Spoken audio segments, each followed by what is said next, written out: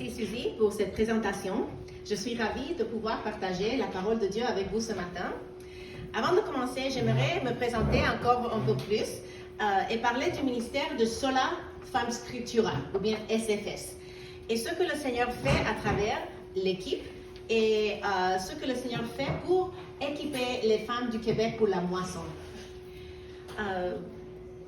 Nous sommes missionnaires ici depuis 2017 et vous avez peut-être entendu Yannick parler du ministère de Sola, que c'est la branche québécoise de la coalition pour l'évangile, Gospel Coalition. Et en mai 2021, Yannick m'a approché avec l'invitation de venir travailler avec lui auprès des femmes chez Sola. Donc, je formais déjà les femmes en petite échelle, puisque je faisais cela au Sénégal et j'ai continué ici. Mais c'est quand Yannick m'a invité que j'ai pu rejoindre plus de femmes grâce à la plateforme du ministère de Yannick chez Sola. Notre vision est d'inspirer et équiper les femmes du Québec et au-delà pour qu'elles fassent des disciples dans leur famille, dans l'Église et dans leur communauté. Et depuis que j'ai déménagé du Sénégal en 2017, j'ai remarqué que l'Église du Québec prie ardemment pour des ouvriers pour la moisson. Mais, et si Dieu a déjà en partie répondu à cette prière en appelant des femmes à aider leurs confrères à labourer auprès des sœurs dans l'Église? Et si Dieu voulait déployer une armée de femmes douées et formées pour faire des disciples? Et si Dieu voulait, tout en allégeant la charge des pasteurs qui sont sous un énorme fardeau dans nos églises, voulait que ces femmes prennent soin des femmes et des enfants d'autres dans leurs églises en supportant leurs pasteurs. Et chez Sola, nous croyons à la sacerdoce de tout croyant. 1 Pierre 2,9 dit: vous, au contraire, vous êtes une race élue, une sacerdoce royale, une nation sainte, un peuple acquis, afin que vous annonciez les vertus de celui qui vous a appelé des ténèbres à son admirable lumière. Les croyants sont tous appelés à faire des disciples, et non seulement les pasteurs, et ils seraient les premiers à dire Amen à cette déclaration. Si nous voulons obéir au grand mandat ou la grande commission de Matthieu 28, 18 à 20, nous devons apprendre tout ce que Jésus a dit, tout ce que notre Seigneur nous a prescrit. C'est ça que Jésus a dit, que nous devions aller faire des disciples en transmettant tout ce qu'il nous avait appris. Donc, pour faire cela, nous avons besoin d'équiper les unes les autres pour avoir la capacité d'interpréter et de transmettre la parole de Dieu. Et c'est pourquoi, lorsque chez Sola, nous avons commencé à former les femmes, nous avons toujours inclus le mot transmettre. Parce que ce n'est pas seulement en question de garder la Bible pour moi seule, pour que je grandisse, mais plutôt pour la répandre autour de moi. Et le mot transmettre n'est pas seulement quelque chose qui parle des conférencières. Donc moi, j'aime venir au déjeuner des femmes et parler au camp des boulots, comme j'ai fait le week-end passé. Mais c'est pas seulement comme ça qu'une femme peut vivre son appel de transmettre la parole de Dieu, de faire des disciples. Ça peut être un à un avec une autre femme. Ça peut être en animant un petit groupe. Ça peut être avec nos enfants ou en enseignant l'école de dimanche. Donc, sur la Femme Scriptura, nous avons commencé à offrir des formations en présentiel. Et la première année, c'était ici, à l'Église Espoir, qu'on a proposé une formation sur l'enseignement de l'Écriture. 30 femmes ont participé et c'était pendant la pandémie. Et elles ont appris à comprendre que nous devons enseigner un passage à partir de son contexte, de la structure d'un passage, de le genre littéraire et les facettes importantes qu'on doit comprendre de différents genres littéraires, et aussi, très importantement, comment trouver le lien à l'Évangile. Parce que nous voulons annoncer l'Évangile, enseigner la Bible comme des chrétiens. Et Jésus est le centre de notre prédication. Je m'excuse. En automne, nous proposons des formations sur Zoom. Donc, pour les femmes qui ne peuvent pas se déplacer pour un week-end, nous proposons des formations les mardis soirs de 7h à 9h du soir et nous approfondissons les mêmes principes. Donc, la première année, on a fait un cycle de formation en les psaumes. La deuxième année, on a fait un cycle de formation en Exode, un genre littéraire différent. Et la troisième année, nous avons commencé cette année la formation en Marc, l'évangile selon Marc. Et l'année prochaine, nous avons déjà tout commencé à programmer sur Habakkuk. Donc, vous voyez que la façon qu'on comprend un genre littéraire et un autre, comment on interprète l'évangile de Marc par rapport au psaume, c'est différent. Et nous donnons aux femmes les outils pour qu'elles mettent dans leur ceinture, pour qu'elles puissent sortir ça et bien gérer leur compréhension de la parole de Dieu. Donc voilà une petite histoire de la fidélité de Dieu à travers cela. Et maintenant, avec le temps qui me reste, j'aimerais vous parler d'un passage que le Seigneur m'a mis à cœur, qui est Romains 16. Donc, si certains d'entre vous avaient vos Bibles ou avaient une application avec laquelle vous vérifiez ce que je dis, j'aimerais vraiment vous encourager à regarder dans l'Écriture pour être certain que je ne dis pas de n'importe quoi. Donc, je suis en Romains 16 et je vais lire versets 1 à 16 de la nouvelle édition Genève. Je vous donne un instant pour chercher.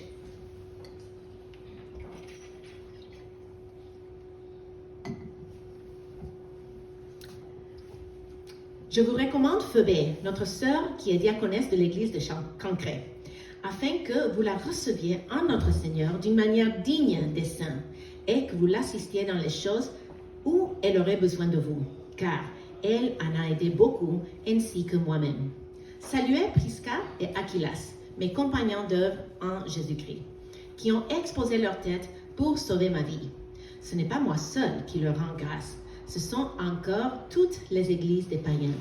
Saluez aussi l'église qui est dans leur maison. Saluez Épaïnette, mon bien-aimé, qui a été pour Christ les prémices de l'Asie.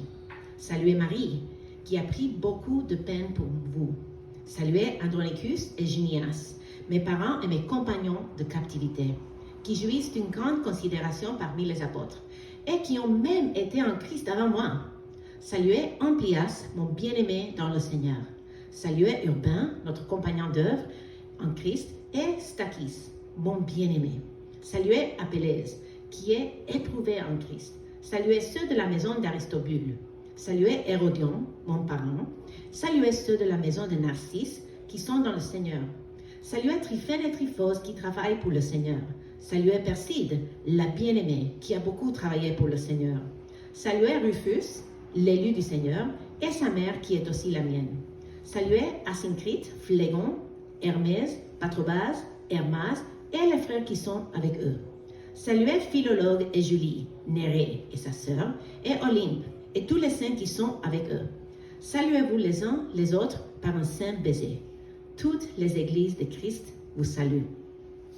Prions. Tendre Père, nous te remercions pour ta sainte parole et pour ces moments que nous pouvons passer ensemble autour. Je te prie que tu ouvres nos yeux afin que nous puissions nous délecter en toi, Seigneur Jésus, et trouver les perles que tu nous as données pour nourrir notre âme dans ce texte. Au nom de Jésus, Amen. Amen.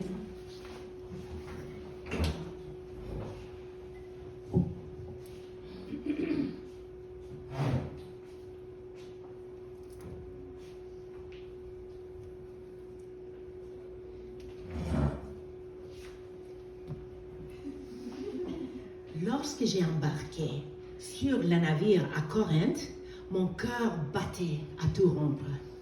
Je portais dans mes mains la lettre de mon cher ami Paul, qu'il m'avait confiée et c'était d'une importance capitale. Deux serviteurs et moi avons confié notre voyage à l'Éternel, alors que le vent gonflait les voiles et nous emportait vers l'ouest. Bien qu'habitué à ces eaux, je savais que la mer Ionienne était imprévisible. Le vent bientôt a changé, fouettant le grêlement et faisant tanguer le navire. Les marins travaillaient frénétiquement et je m'accrochais à la rambarde. Je priais le Seigneur d'apaiser la tempête, comme il avait fait pour ses disciples en Galilée. Je craignais que la mer nous avale, tout comme elle avait avalé, le poisson avait avalé Jonas. Le Seigneur a eu pitié de nous. Les punaises de lit, par contre, n'en ont pas. Après des jours passés sur une mer agitée, nous avons aperçu la côte déchiquetée de l'Italie. En débarquant, nous avons commencé notre voyage par voie terrestre. Bientôt, Rome s'est dessinée devant moi. Et bien que la grandeur de la ville impériale me coupe le souffle, je n'avais pas de la place pour l'émerveillement aujourd'hui. Car la missive que Paul m'avait confiée était d'une importance primordiale. Et la remettre au leader de l'Église de Rome était ma seule mission. J'avais entre mes mains la lettre qui proclamait le seul vrai Dieu, un message qui ne pouvait pas être contenu par le panthéon de l'Empire romain. Mon voyage m'avait mis à l'épreuve, mais j'étais arrivée, prête à remplir ma vocation.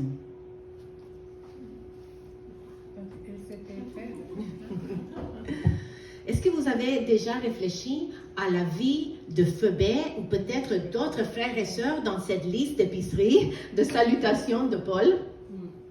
Si nous prenons le temps de creuser ce texte, comme nous allons faire ce matin, nous découvrirons des perles précieuses pour nos âmes. Mon but n'est pas de glorifier Phoebe ou n'importe qui d'autre que nous allons voir aujourd'hui. C'est plutôt de vous catalyser dans le service de notre Seigneur en vous montrant comment Dieu s'est glorifié à travers ses filles et ses fils pour accomplir sa mission dans le monde. Nous ne sommes pas des spectatrices, mes sœurs. Nous sommes essentiels à l'œuvre de Dieu dans le monde. Amen. J'espère que cette étude aujourd'hui vous incitera à tenter des grandes choses pour Dieu, en tenant compte qu'il vous a doué et vous a donné les capacités pour le servir dans les lieux respectifs où il vous a appelé. Si vous aimez prendre des notes, sachez que je vais envoyer mes notes à Suzy et elle pourra vous les transmettre. Donc, ne sentez pas que vous avez besoin de tout noter. Passons maintenant au texte que j'ai divisé en 3 sections. La première, du verset 1 à 2, nous transmet cette invitation. Soutenons les serviteurs de Dieu. La deuxième, dans la section 3 à 15, nous invite ainsi, ça dit, reconnaissons ceux qui servent parmi nous. Et finalement, le verset 16 est la troisième section qui nous invite ainsi, démontrons l'affection mutuelle. Si je devais résumer le point principal du message dans une phrase, elle serait ceci. Puisque Christ nous unit dans une mission commune, exprimons notre reconnaissance envers nos collaborateurs et collaboratrices. Puisque Christ nous unit dans une mission commune, exprimons notre reconnaissance envers nos collaborateurs et collaboratrices. Avant de plonger dans notre passage, permettez-moi de vous donner un bref résumé de l'objectif principal du livre de Romains pour ses premiers destinataires. L'apôtre Paul a mis plume sur parchemin alors qu'il se trouvait à Corinthe pendant son 3e voyage missionnaire. En écrivant à l'église de Rome, il voulait premièrement annoncer son intention de leur rendre visite, puisqu'il figurait depuis longtemps sur sa liste de prières et sur son cœur. Deuxièmement, il voulait fournir une explication complète de l'évangile qu'il prêchait, afin d'assurer les croyants qu'ils comprennent la plénitude du salut en Dieu. Troisièmement, il voulait aborder les tensions entre les croyants à Rome, entre les juifs et les non-juifs, et leur expliquer que les deux deviennent un en Christ et que nous sommes tous sauvés sur la base de la même foi. Et quatrièmement, il voulait défendre la sagesse, la justice et la grâce de Dieu en soulignant le plan de Dieu pour l'humanité. et qu'il est parfait et enraciné dans sa justice. Une fois cet objectif est atteint, il commence à conclure sa lettre par des remarques finales que nous allons examiner aujourd'hui.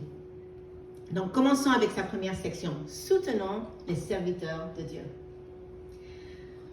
Le verset 1 commence par une description de Phœbé. Regardez avec moi. Comment est-ce qu'elle est décrite? Quelle est la première phrase au verset 1 qui décrit Phœbé?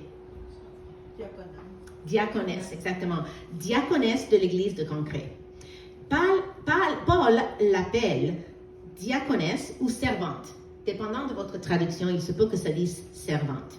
Et le terme en grec est diakonos. De là, nous tirons le mot diacre. Et certains commentateurs pensent que Paul voulait dire que Phœbé était une simple servante de l'église. Point final. D'autres estiment qu'elle avait un titre officiel en tant que leader de l'église à cause du fait que, selon un commentateur, Tom Schreiner de la SBTS, il dit « Il est probable qu'elle occupait la fonction de diacre, car c'est la seule occasion où le terme diakonos est lié à une église locale spécifique, là où elle est nommée, l'église de Cancré. Elle servait probablement auprès des femmes, compte tenu de son contexte culturel.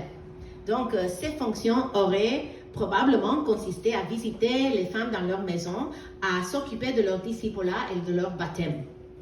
Et si cette dernière interprétation est juste, Phœbé est la première diacre, homme ou femme, de l'histoire de l'Église. Et que cela soit ou non le cas, nous trouvons dans l'histoire de l'Église, dans ses premiers siècles, beaucoup d'exemples des femmes qui portaient le titre diacre, diaconesse, et qui servaient aux côtés de leurs frères dans la moisson. Découvrons maintenant ce que Paul nous apprend par rapport à Phœbé. Le début du verset 2 dit comment Paul exhorte l'Église de Rome d'accueillir Phœbé d'une manière digne des saints. Et c'est parce que, comme j'ai cherché à dramatiser tantôt, Phœbé était en visite chez eux. Elle remettait en leur main propre la missive que Paul avait écrite pour les dirigeants de l'Église de Rome. Certains spécialistes pensent qu'elle avait fait plus que simplement leur passer la lettre. Mais puisqu'elle était une collaboratrice proche de l'apôtre, elle aurait même expliqué le sens des paroles de Paul à ces leaders qui, beaucoup, ne connaissaient pas forcément Paul face à face. Ensuite, remarquez au verset 2 ce que Paul demande à l'Église de Rome, que vous l'assistiez dans les choses où elle aurait besoin de vous. Et bien que le texte ne nous dise pas exactement de quoi ils avaient besoin, nous pouvons imaginer qu'il s'agit des choses telles que l'hébergement, un guide, un assistant pour l'amener d'une église de maison à l'autre, pour peut-être un scribe qui pourrait faire des copies du rouleau soigneusement pour que chaque église puisse avoir sa propre copie. Mais quel que soit le besoin de Phœbé, il devait y répondre. Et pour illustrer ce point, laissez-moi vous parler de Chipotle. Est-ce que vous avez déjà entendu parler de ce restaurant mexicain Chipotle? C'est délicieux. Et si vous ne connaissez pas, à Ottawa, il y en a une succursale. Et c'est le genre de restaurant où tu commandes ton burrito ou tes tacos ou ton burrito bowl devant toi et il te le prépare avec les ingrédients qui sont devant toi. Et en Californie, quand je vais chez Chipotle, je commande toujours en espagnol parce que je suis d'origine colombienne. Et les employés, surtout en Californie, sont tous des latinos, eux aussi. Et ils sont contents quand ils voient que je suis latina comme eux. Et vous savez quel est le résultat? Ils me donnent toujours un plus gros burrito que la personne derrière moi dans la ligne. Moi, j'appelle ça le tribe discount. La chaleur avec laquelle l'Église de Rome devait recevoir Phœbé devait être exponentiellement plus grande que cela. Et bien plus que de lui préparer un gros burrito, les saints de Corinthe devaient lui rouler le tapis rouge pour la recevoir et lui montrer une belle hospitalité méditerranéenne. Enfin, examinons la dernière clause de cet éloge que Paul fait à Phœbé, car elle en a aidé beaucoup, ainsi que moi-même. Le mot traduit par aider en français est en fait, n'est pas un verbe en grec, mais c'est un nom. Et elle pourrait être traduite par une aide, elle a été une aide pour moi, ou elle a été une patronne ou une bienfaitrice. Cela signifie que Phœbé probablement était une femme aisée. Elle aurait probablement aidé financièrement l'apôtre Paul ainsi que d'autres collaborateurs dans le ministère, en leur offrant l'hospitalité et d'autres formes d'assistance. Et bien que ces faits soient fascinants, voici la leçon intemporelle que Paul voudrait que les croyants de tout âge tirent de ces versets. Soutenons les serviteurs de Dieu. Tout comme Paul demande aux saints à Rome d'aider celles qui avaient tant aidé lui-même et les saints, nous devrions aider ceux qui nous ont aidés dans notre cheminement spirituel. Qui sont les personnes qui vous ont aidé à venir à Christ et à maturer dans la foi? Il se peut que cela s'agisse de votre enseignant de l'école de dimanche, un leader jeunesse, une voisine, un ami, un pasteur, un parent. Le Seigneur le sait. Est-ce que vous les avez récemment remerciés pour la manière qu'ils ont joué un rôle important dans votre vie? Pourriez-vous répondre à un de leurs besoins spirituels ou matériels? Et si cette semaine vous preniez le téléphone et vous leur faisiez un petit coucou pour leur dire merci, ou bien vous écriviez un mail, ou vous envoyez un message vocal, ou vous leur envoyez un texto, vous pourriez simplement leur dire merci. Comment puis-je prier pour vous cette semaine? Comment puis-je vous rendre service?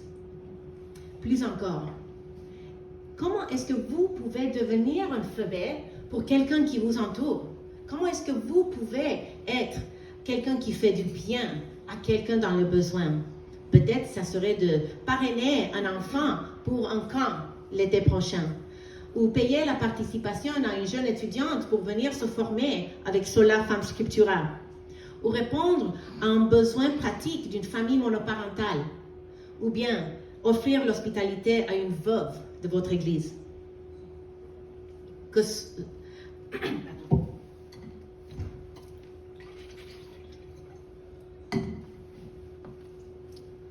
vous soyez une femme riche, comme Phœbé, ou une mère à la maison fauchée, vous pouvez trouver des moyens pratiques pour donner de votre temps, de votre talent ou de votre trésor aux autres.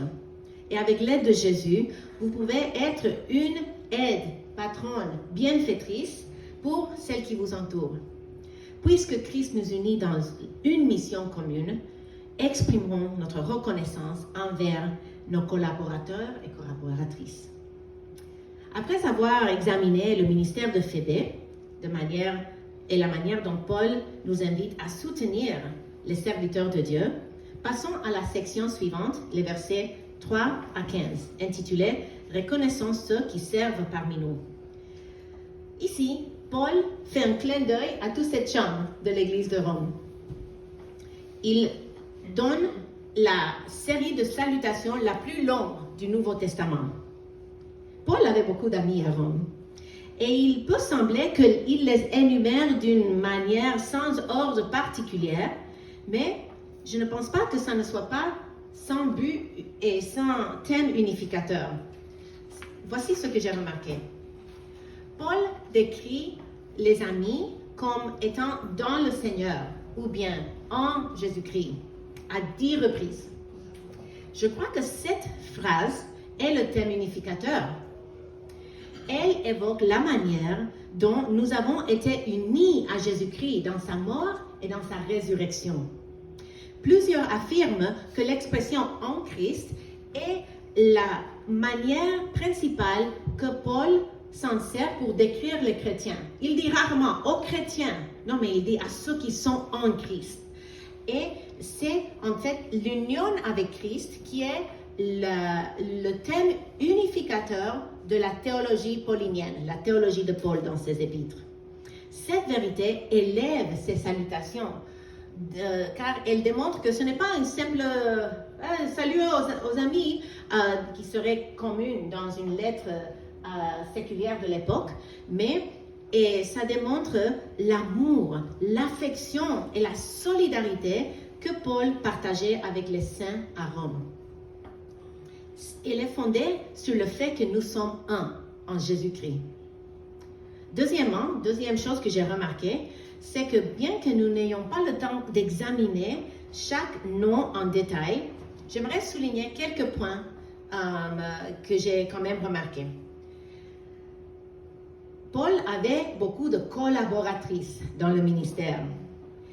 Cette liste contient 19 hommes et 9 femmes. Et il y avait aussi une variété dans le contenu de ces équipes ministérielles. Je vais vous envoyer les notes, donc si vous ne pouvez pas voir tout de suite tous les détails, je vous dis que dans cette longue liste, il y avait 3 couples mariés. Il y avait une couple qui était frère et sœur, que Paul salue. Il y avait une équipe qui était 2 sœurs. Il y avait une autre équipe qui était une mère et son fils. Il y avait 3 femmes seules que Paul salue et 6 hommes tout seuls que Paul salue.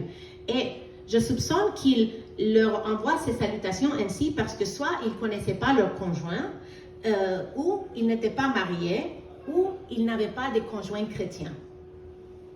Et puis, il salue 5 églises de maison.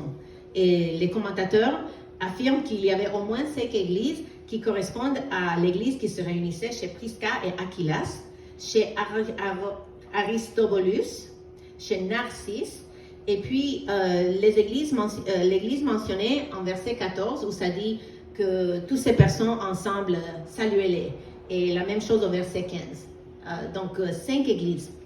Et bien que Paul n'identifie pas chaque personne qu'il mentionne comme étant un compagnon d'œuvre, leur présence dans cette liste, dans son contexte, suggère que leur implication dans le ministère était une évidence. De plus, Paul semble avoir élevé ses consoeurs de plusieurs façons. Craig Keener affirme que Romains 16 salue 2 fois plus d'hommes que de femmes, mais félicite 2 fois plus de femmes que d'hommes. Paul utilise le verbe grec qui signifie de peiner, de travailler jusqu'à l'épuisement et de travailler jusqu'à la fatigue extrême. C'est le sens de ce verbe qu'il utilise à 4 reprises par rapport à Marie, Tryphène, Tryphose et Perside. Et c'est intéressant de noter que Paul emploie ce verbe seulement pour le travail épuisant que les femmes ont accompli dans l'œuvre missionnaire. Remarquons ensuite la diversité socioculturelle et économique dans l'équipe de ministère de Paul. Selon les commentateurs, de nombreuses personnes sur cette liste étaient des esclaves ou des anciens esclaves qui avaient été affranchis. En outre, certains étaient juifs et d'autres étaient latins et d'autres étaient grecs, selon leur nom. Leur Église réfléchissait une grande diversité. Et j'aimerais partager quelques applications pour nous. La diversité culturelle et socio-économique fait partie du plan de Dieu. Il a racheté une épouse de toute langue, de toute nation et de toute ethnie. Nous sommes un en Christ. Toute barrière qui a pu vous diviser avant que vous rentriez dans ces portes n'existe plus. Elle a été brisée par le sang de Jésus dès que vous êtes venus ici.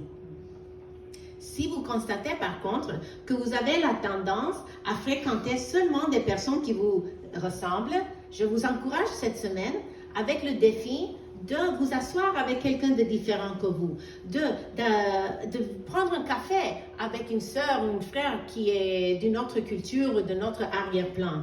et de leur poser des questions pour apprendre de leur culture et de leur pays. Aimons-nous les uns les autres au milieu de nos différences et ne pas en dépit d'elles. Notre passage souligne également que notre marqueur d'identité le plus important est le fait d'être ambassadrice de Christ et non le fait d'être mère ou épouse. Parlons de la fémininité une minute. Peu importe que vous soyez marié ou célibataire, ou que vous ayez d'enfants ou pas, que vous soyez marié en croyant ou pas, si une d'entre vous a intériorisé le message que pour servir le Seigneur, il vous faut marier un pasteur, il faut être marié à un chrétien très mature, il faut avoir des enfants, il faut faire l'école à la maison. Permettez-moi de vous enlever un jug que le Seigneur ne nous a jamais donné.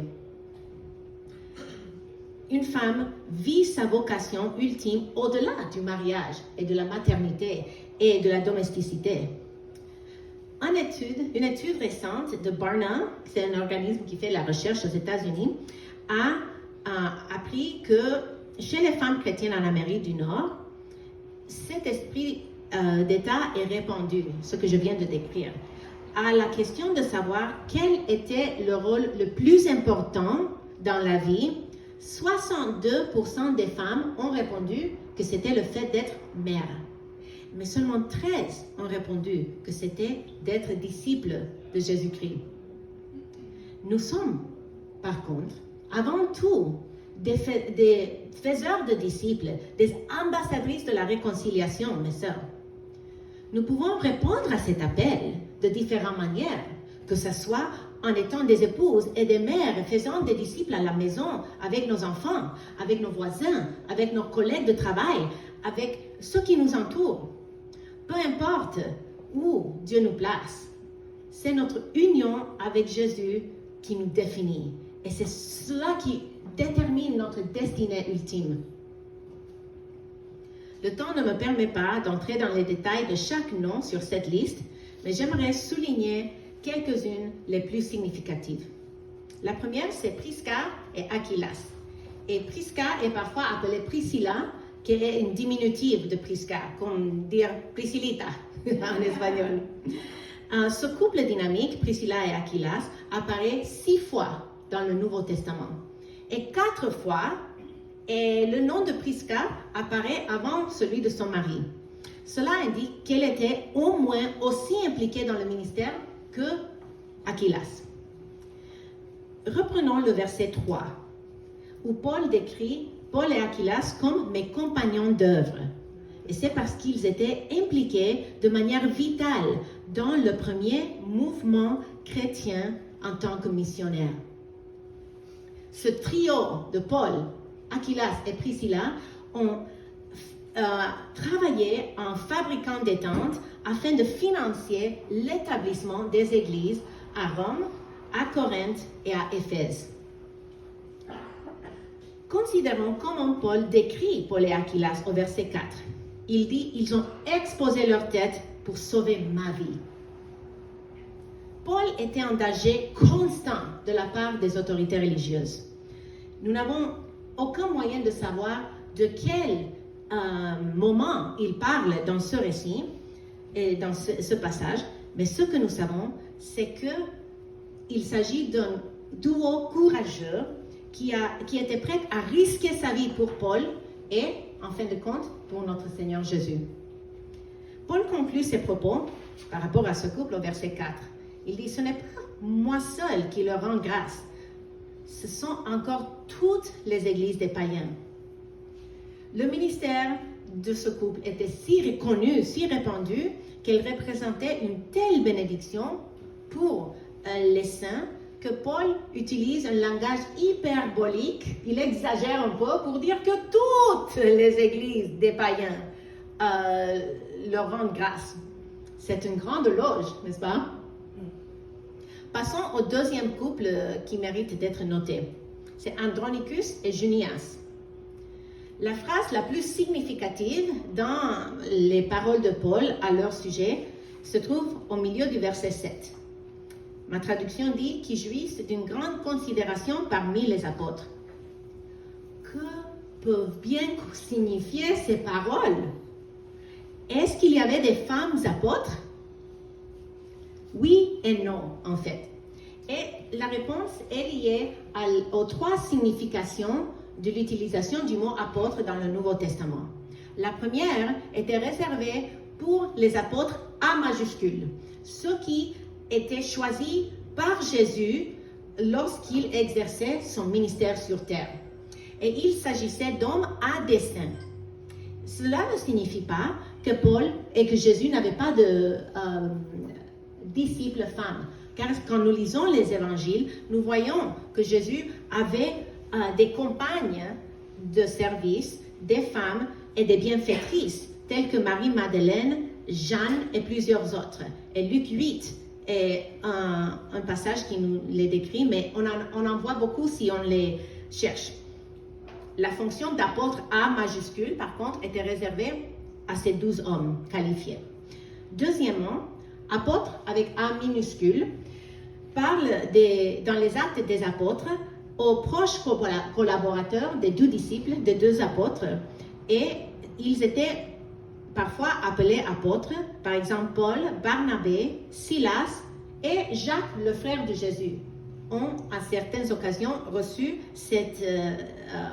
ce mot comme descriptif, et ils détenaient une autorité particulière dans l'Église semblable à celle des 12 apôtres. Mais troisièmement, et cela c'est quand on vient à notre passage, c'était l'utilisation du mot apôtre pour décrire un don spirituel, une vocation, parce que le terme apôtre faisait référence aux missionnaires et aux évangélistes itinérants.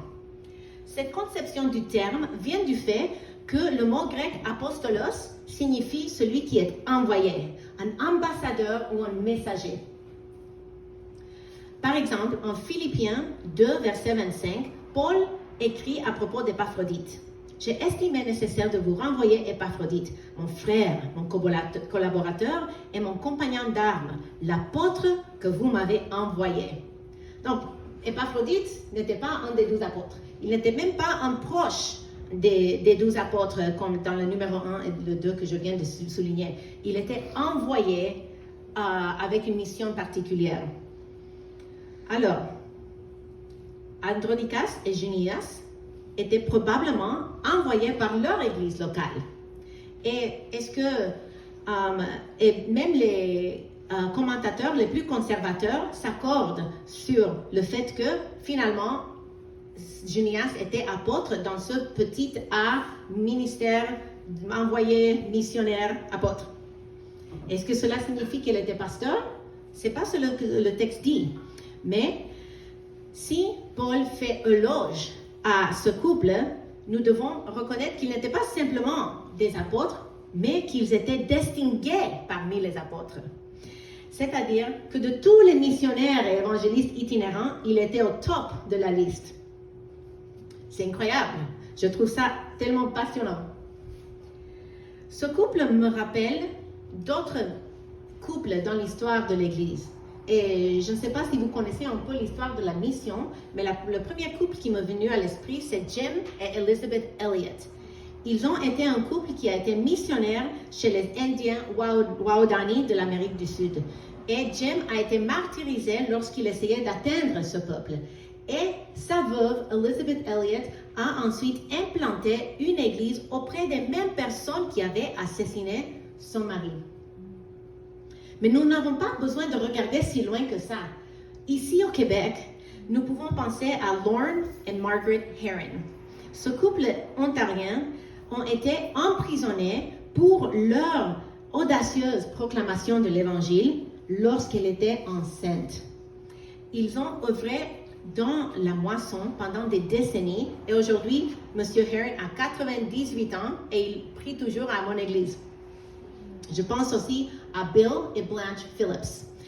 Ce couple, lui, il a été un des fondateurs de Saint-Bec, le séminaire de notre famille d'église, et il était un des fondateurs de l'église Emmanuel où je prie à l'ouest de l'île de Montréal. Ce couple pieux a travaillé pendant des décennies, a implanté des églises partout au Québec. Et Madame Phillips a 95 ans et elle prie aussi toujours à mon église. Quelle grâce! Pour revenir à notre passage, voyons ce que Paul dit d'autre au sujet d'Andronicus et Junias. Verset 7 dit qu'ils étaient mes parents. C'est un terme que Paul employait pour parler des Juifs croyants. Et puis il dit ensuite, et mes compagnons de captivité. Nous n'avons encore une fois aucun moyen de savoir quel était le moment où ils avaient été emprisonnés. Mais ce que Paul veut souligner est que de la même manière que lui, il a souffert dans des chaînes pour notre Seigneur, eux aussi avaient souffert ainsi. C'était un couple courageux. Et c'est pas étonnant qu'ils aient été distingués parmi les apôtres. Finalement, la dernière clause au verset 7 dit « et qui ont même été en Christ avant moi ». Paul reconnaît qu'ils étaient un couple mature, qui était converti même avant que lui connaisse le Seigneur. Et bien que j'aimerais explorer d'autres éléments de cette liste, je vais conclure avec une dernière. La mère de Rufus au verset 13. Nous ne savons pas grand-chose par rapport à elle, mais certains commentateurs suggèrent qu'elle est la même que la maman du même Rufus qui est mentionné en Marc chapitre 15 verset 21. Et si c'est le cas, elle serait la femme de Simon de Cyrène, celui qui a porté la croix de notre Seigneur Jésus. Et dans ce cas, elle serait africaine. Nous ne pourrons pas être certains de son identité, mais pour que Paul mentionne Maman Rufus ainsi, elle doit être très active dans le ministère aux côtés de son fils. Et les saints à Rome doivent connaître ce couple mère-fils pour qu'il les salue ainsi.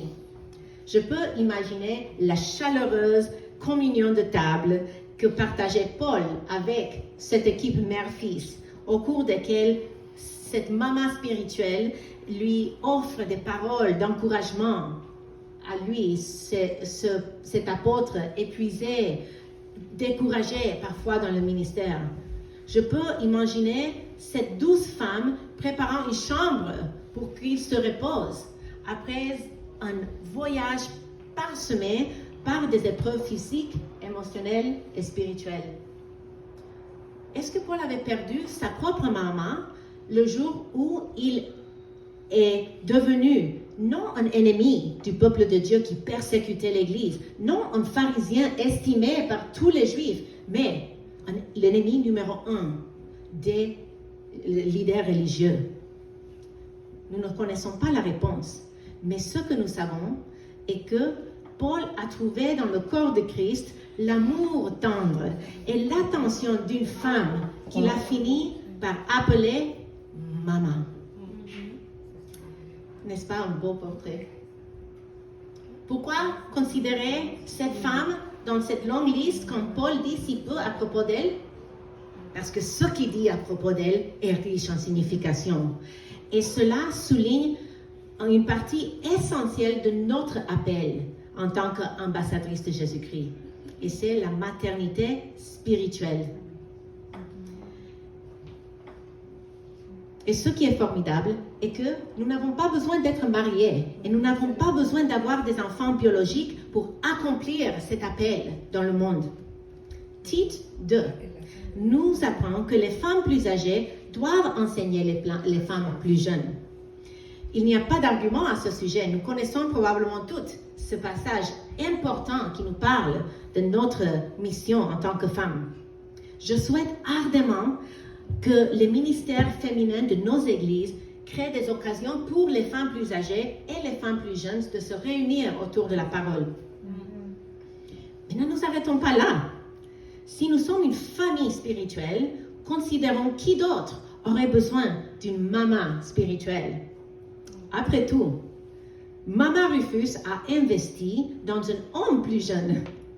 Et pourquoi pas? Nous sommes une famille. Nous sommes des frères et des sœurs. Nous sommes des mamans et des papas pour les plus jeunes autour de nous, qu'ils soient des hommes ou femmes. laissons Maman Rufus nous inspirer par son exemple de mère spirituelle. Puisque Christ nous unit dans une mission commune, exprimons notre reconnaissance envers nos collaborateurs et collaboratrices. Jusqu'à présent, nous avons vu comment Paul exhorte ainsi les croyants de tout âge. Premièrement, soutenons les serviteurs de Dieu, dans les versets 1 à 2. Deuxièmement, reconnaissons ceux qui servent parmi nous, versets 3 à 15. Considérons maintenant brièvement les mots de Paul dans le verset 16. Je résume son invitation ainsi. Démontrons l'affection mutuelle. Et je lis, saluez les uns les autres par un saint baiser. Toutes les églises de Christ vous saluent. Je dois admettre que même si je suis d'origine colombienne, je suis très nord-américaine dans le sens que j'aime pas la bise. Je préfère pas ça. Je préfère un câlin, un fist pump, un high five ou serrer la main, mais les bises, c'est pas ma salutation préférée.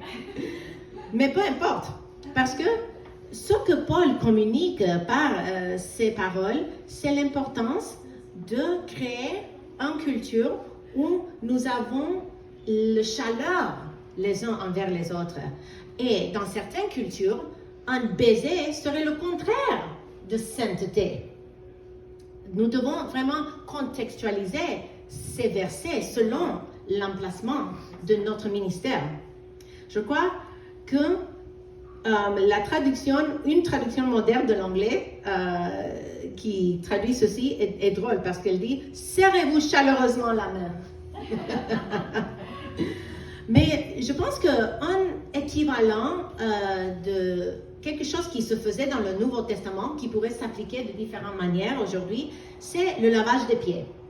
Le lavage des pieds était quelque chose de répandu à l'époque de Jésus et elle était importante.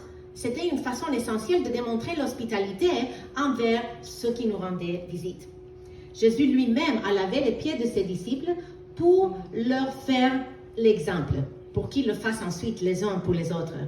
Toutefois, en Occident, nous n'avons pas besoin de nous laver les pieds les uns les autres parce que nous avons des bottes, nous avons des souliers et nous ne marchons pas sous le sable. De même, le saint baiser peut-être n'est pas la manière universellement valable de se saluer, mais le message est clair. Démontrons l'affection mutuelle. Puisque Christ nous unit dans une mission commune, exprimons notre reconnaissance les unes envers les autres, notre collaborateur, nos collaboratrices. En guise de conclusion, revenons sur l'histoire d'introduction de Phébé qui portait une lettre qui allait changer l'histoire. Est-ce qu'elle connaissait sa portée? Probablement pas. Cette missive de Paul n'a pas seulement renforcé la foi de la première communauté chrétienne de Rome, mais aussi tous les croyants de tous les âges. L'épître des Romains a profondément influencé des grandes figures de l'histoire de l'Église. Je pense à Augustin, qui a écrit sur la grâce, le péché et le salut, basé sur ce qu'il a découvert dans l'Épître aux Romains. Je pense à Martin Luther, qui, c'était quand il a compris Romains 1,17, qui dit « Le juste vivra par la foi », qu'il s'est converti et que la réforme a déclenché. Je pense à Jean Calvin, qui a fondé ses doctrines de la souveraineté de Dieu, de la justification par la foi, sur Romains, ainsi façonnant des églises dans le monde et beaucoup dans la francophonie aussi. La simple obéissance de Phébé portait en elle le germe d'une profonde transformation.